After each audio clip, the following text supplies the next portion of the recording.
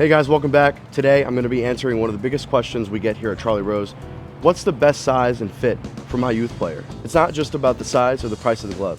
The right glove makes a huge difference in comfort, confidence, and how fast the kid learns how to use a glove. The first thing to know is that glove size doesn't always match up with the size or the age of the player. It's more about the position you play, but since most kids rotate around the field when they're under 10, they don't need anything specialized like a first baseman or a pitcher's glove. For most youth players, 10.5 to 11.5 inches usually works best, so it really depends on what they feel comfortable with on their hand. Here's a really common mistake, assuming that 11.5 for youth is the same as 11.5 for adult. Here I have an 11.5 inch heart of the hide. It's made for adult hands, as you can see. If I go tune the pinky on this one, it fits my hand perfectly. But if I grab this 11.5 Rawlings Select Pro Light, I can't even get my full hand in there. Even if I try to squeeze it, it just doesn't make sense for me to use this one. These gloves might measure the same length, but they're totally different. Youth gloves have a smaller hand opening, as you can see, compared to an adult glove, right? Their finger cells are a lot shorter, and the leather is much softer. Trying to fit an adult glove on a youth hand sort of feels like this. And guys, I'm not even joking. I've seen this before when a kid tries on an adult-sized glove. This is literally what their hand looks like inside of it. So keep that in mind next time you try to buy a glove for your kid. Oh yeah, this one's 11.5. It fits your hand, right, Timmy? When you're fitting a glove for a kid, the main thing to check for is if they can open and close a glove easily. Obviously, you have to break in every glove. There is a break-in period for every glove, but if they're struggling to close it or it just doesn't fit their hand, it's too big or it's too stiff. Kids don't really have the hand strength yet for a heavy glove, so it's better to go for something that's light, soft, and easy to close right off the rack. Besides, most kids are still learning how to play baseball when they're 7, 8 years old, so there's going to be an adjustment period anyway, but if you could help them with that early on, it's going to be much better for them. Also, I'm going to talk about another thing. Okay, this is a big one. I'm not even going to read off my cards because I have to talk about this all the time with parents. How they wear the glove is really important, and what I mean by that is where they place their fingers in the glove. I go tune the pinky because that gives me more leverage when I close it, right? I have 2 fingers in that loop right here. I shift everything over and I leave the index finger empty. Sometimes I put a finger on top for more protection, puts more leather between my finger and the ball, but this is going to do 2 things for your kid. It's going to give you a bigger pocket and it's going to make the glove easier to close. How many times have you seen a kid's glove and it's broken in like this, right? Just on one side, they're pushing a lot on that palm right there and they're only closing like the bottom half of the glove. It's because they're going traditional in the glove. And while most people wear a glove like this, right, when they're learning how to play baseball, this is very normal. If anything, that's how gloves are designed. But what ends up happening is a kid overcompensates by squeezing the glove too hard, and you get this kind of break-in. That's why the tune the pinky method can be really beneficial to kids especially. So if you can get them used to that when they're younger, they're gonna have that advantage over their peers. And I'll show you what I mean. So a tune the pinky break-in gets you that, right? Much deeper pocket, and you don't get that uneven closure in the palm area. I'm not pushing on the palm at all, which is the soft part of the glove. Instead, I'm pushing on a stiff part, which is the pinky pad right here. I also hear this one all the time.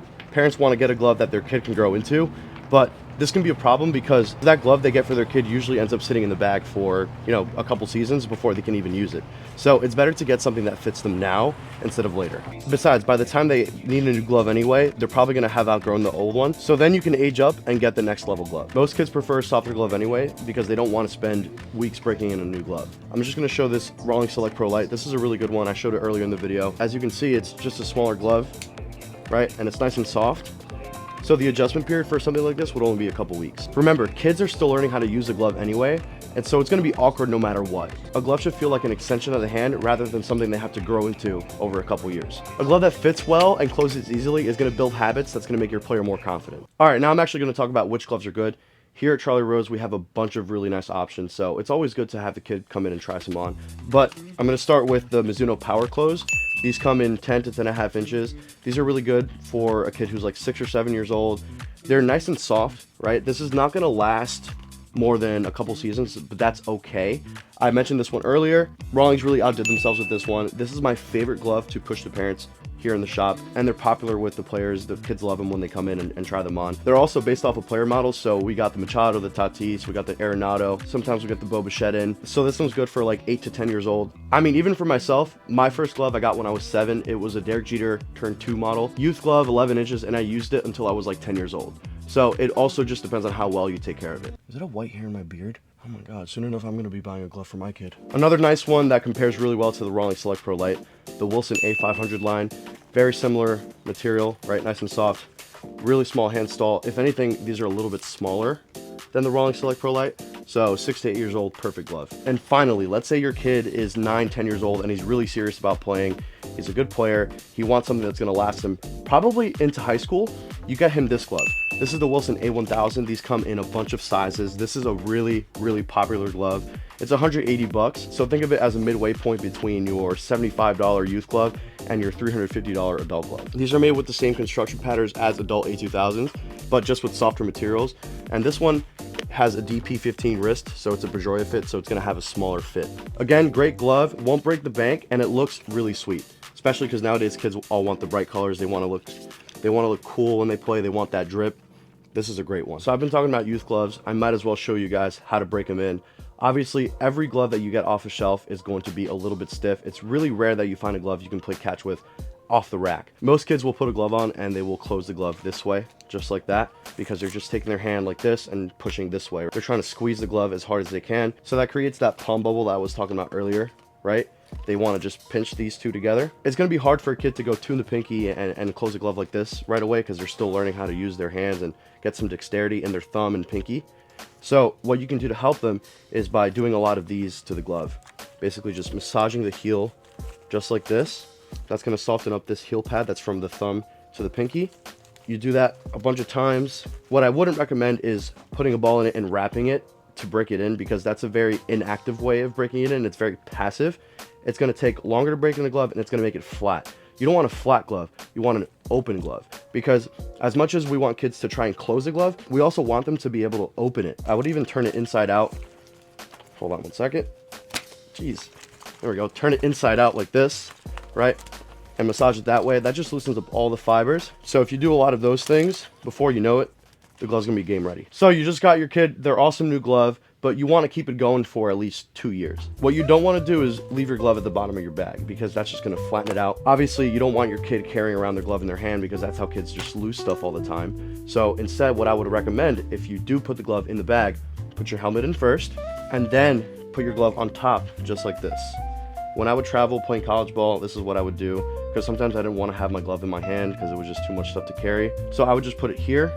And then when I would go from bus to ballpark, I would take the glove out and hold it in my hand. Besides, bags are pretty dirty, especially at the bottom where all the dirt collects. So leaving a glove in there is going to make it really, really cruddy.